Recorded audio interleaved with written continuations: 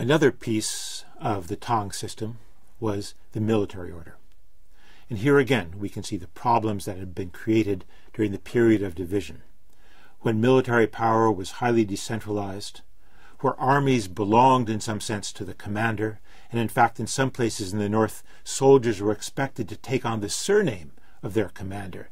to show that they were in some sense his sons, loyal members of his family.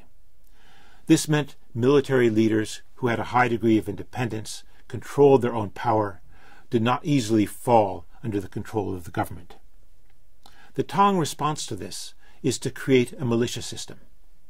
In those frontier areas, or strategically important areas, a certain percentage of the farmers were relieved of all tax burden and were instead trained in military tactics and in army formations, the use of weapons,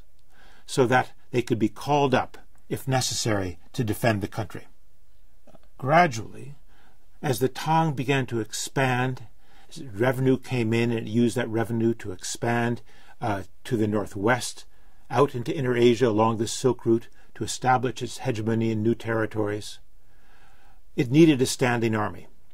And as it needed a standing army, and as it began to have to defend its borders and compete with other powers, the pastoral peoples of the north, the militia system ceased to function,